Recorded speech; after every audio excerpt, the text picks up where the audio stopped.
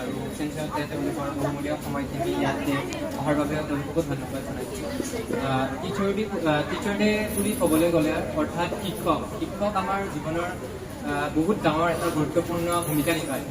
কাৰণ মা দেউতাৰ পিছতেই আমাৰ শিক্ষকেই হৈছে আমাৰ শিক্ষাগুৰু। শিক্ষকে তেওঁলোকৰ যি পথ প্ৰদৰ্শন আমাক দেখায়, সেই যদি বস্তুটোক আমি কেনেকৈ আগুৱাই লৈ যাওঁ, তেতিয়া আমি এজন ছাকচেছফুল মানুহ হোৱাটো কম্পালচৰি।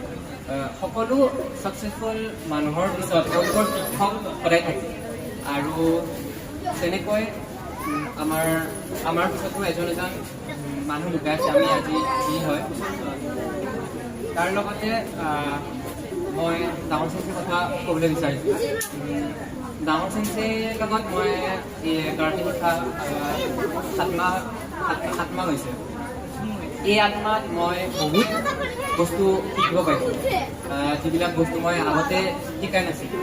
তো চেঞ্চক ধন্যবাদ জনাইছোঁ ডাঙৰ চেঞ্চক।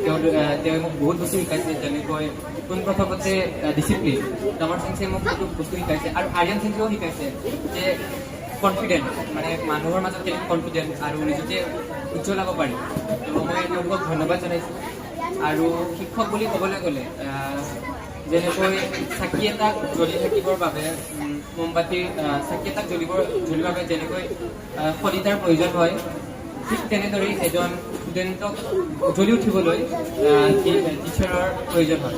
মই আৰ্যন চেঞ্চে আৰু ডাঙৰ চেঞ্চে পুনৰ ধন্যবাদ জনাইছোঁ। আৰু আজি আমাৰ টিচাৰ চেলিব্ৰেশ্যন কৰোঁতে যদি কিবা ভুল ভ্ৰান্তি হৈছে, ডাঙৰ চেঞ্চে আৰু আৰ্যন চেঞ্চে নিজৰ বুলি ক্ষমা কৰি দিয়ে।